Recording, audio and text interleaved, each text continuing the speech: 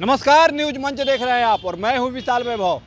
UP के प्रयागराज में जिस तरह से कुंभ के मेले में जो भगदड़ मची और इसमें हालांकि आधिकारिक सूत्रों के द्वारा बताया जा रहा है कि जो है 30 लोग की अब तक मौत हो चुकी है, 60 से ऊपर घायल बताए जा रहे हैं। तो इसको लेकर यूपी के मुख्यमंत्री योगी आदित्यनाथ का बड़ा बयान सामने आया है और जो है उन्होंने इस घटना को लेकर काफ़ी ही भावुक हो उठे और दुख व्यक्त किया है। तो वहीं जो है इसकी पूरी घटना को जो है जांच के लिए एक बोर्ड का भी गठन किया गया है और बोर्ड जो है पूरे निष्पक्षता के साथ जांच करते हुए अपनी रिपोर्ट सौंपेगी। तो देखना है कि अब इसमें आगे क्या कुछ मामले निकल के आते हैं, ये देखना दिलचस्प होगा। बने रहिए न्यूज मंच के साथ। न्यूज मंच के लिए उत्तर प्रदेश से ओम प्रकाश के साथ विशाल वैभव। किया है कि हम इसकी एक जुडिशियल इंक्वायरी भी करेंगे, क्योंकि कई बार रिव्यू होने के बाद स्थानीय स्तर पर हर प्रकार की सतर्कता के बाद आखिर कहां से ऐसे हादसे फिर भी होते हैं और हुए हैं। इसके लिए हम लोगों ने न्यायमूर्ति हर्ष कुमार के नेतृत्व में पूर्व डीजी श्री वीके गुप्ता और retired IAS Shri DK Singh, इन 3 सदस्यीय जुडिशियल कमीशन को भी इसके लिए गठित किया जा रहा है। इन सभी अन्य कार्यों के साथ साथ हम लोगों ने वहां की पूरी घटना पर आज पूरे दिन भर एक एक घटना को लेकर के मुख्यमंत्री का जो कंट्रोल रूम था, उस कंट्रोल रूम से भी, चीफ सेक्रेटरी के कंट्रोल रूम से भी, डीजीपी के कंट्रोल रूम से भी लगातार इन चीज़ों की मॉनिटरिंग की जाती रही। दिन भर बैठक चली है और लगातार एक एक घटना को लेकर के वहां पर प्रशासन के साथ संवाद भी रहा है, विभिन्न अखाड़ों के साथ संवाद रहा है, अन्य संतों के साथ भी दिन भर हम लोग संवाद बनाते रहे हैं। प्रातःकाल से आदरणीय प्रधानमंत्री जी का, माननीय गृह मंत्री जी का, माननीय राष्ट्रीय अध्यक्ष जी का, अन्य तमाम केंद्रीय मंत्रियों का, माननीय रेल मंत्री जी का, प्रदेश की माननीय राज्यपाल महोदया का भी इस संबंध में बराबर आवश्यक दिशा निर्देश भी और मार्गदर्शन भी प्राप्त होता रहा। इसको लेकर के यहाँ पर सरकार ने उसे नीचे मजबूती के साथ उतारने का कार्य करने का प्रयास किया। घटना अत्यंत दुखद है। मृतकों के प्रति मेरी विनम्र श्रद्धांजलि है। जितने भी मृतक के परिजन हैं, उन सभी परिवारजनों के प्रति जिन्होंने अपने परिवार के सदस्यों को खोया है, मेरी संवेदनाएं हैं। विनम्र श्रद्धांजलि उनके प्रति संवेदना मेरी है और इस पूरी घटना की हम लोग न्यायिक जांच करवा करके इसकी तह में भी जाएंगे। इसके अलावा पुलिस के स्तर पर भी अलग से हम लोग इसकी एक अलग से भी जांच करवाएंगे कि आखिर कहां पे ऐसे हादसे किन कारणों से हुए हैं, क्योंकि पहले से इस बारे में हम लोग, हमारी रणनीति थी कि इतनी बड़ी संख्या में श्रद्धालु वहां पर आएंगे। मृतक के परिजनों के प्रति हम प्रदेश सरकार की तरफ से, जिन्होंने इस हादसे में अपने परिवार के सदस्यों को खोया है, वहां पर मेला प्राधिकरण के पास वो पूरी सूची है, उन लोगों ने उसको वहां पे जारी भी किया है। मैं उन सब के प्रति अपनी संवेदना भी व्यक्त करता हूं और परिवारजनों को हम प्रदेश सरकार की तरफ से 25-25 लाख रुपए की आर्थिक सहायता की घोषणा भी कर रहे हैं और न्यायिक आयोग इस पूरे मामले को देख करके एक समय सीमा के अंदर राज्य सरकार को अपनी रिपोर्ट देगा और इसमें आने वाले समय में या आने वाले स्नान के लिए भी हम और कैसे व्यवस्था को और सुदृढ़ किया जा सकता है, इसके बारे में भी कल मुख्य सचिव और डीजीपी स्वयं एक बार प्रयागराज जाकर के उन सभी मुद्दों को देखेंगे।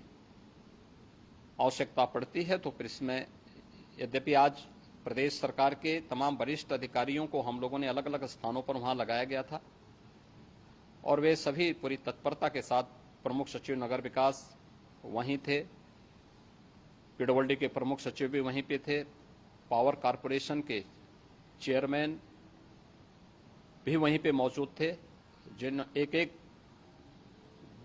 मुद्दों पर वहां पर वे लोग लगातार निगाह रखे हुए थे। लेकिन दुर्भाग्यपूर्ण घटना और ये मर्माहत करने वाली घटना है। प्रयागराज महाकुंभ में श्रद्धालुजनों की भारी भीड़ है। लगभग 8 से 10 करोड़ श्रद्धालु इस समय प्रयागराज के अंदर मौजूद है। कल भी 5.5 करोड़ श्रद्धालुजनों ने महाकुंभ का स्नान किया था। ये जो भारी दबाव श्रद्धालुजनों के कारण और श्रद्धालुओं के संगम नोच पर जाने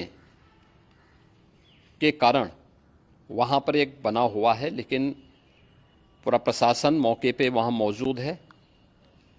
रात्रि को 1 से 2 बजे के बीच में अखाड़ा मार्ग पर, जहां पे अखाड़ों के अमृत स्नान के दृश्य से बैरिकेड्स भी किए गए थे, तो बैरिकेड्स को फांद करके आने में कुछ श्रद्धालु गंभीर रूप से घायल हुए हैं। उन्हें तत्काल हॉस्पिटल में पहुंचा करके उपचार आदि की व्यवस्था उनके लिए की गई है। उनमें से कुछ श्रद्धालु गंभीर रूप से घायल हैं। लगातार प्रशासन स्थानीय स्तर पर श्रद्धालुओं की सकुशल स्नान कराने के दृष्टि से रात्रि को कल सायंकाल 6:30-7 बजे से ही मौनी अमावस्या का मुहूर्त प्रारंभ होने के बाद से ही लगातार लगा हुआ है। प्रयागराज में महाकुंभ में श्रद्धालुजनों के सकुशल स्नान करने, अमृत स्नान के लिए देश भर से आए हुए श्रद्धालुजनों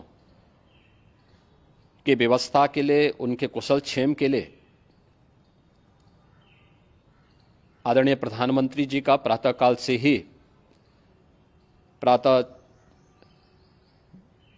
से ही उनके लगभग 4 बार प्रधानमंत्री जी ने हालचाल लिया है। माननीय गृह मंत्री जी ने,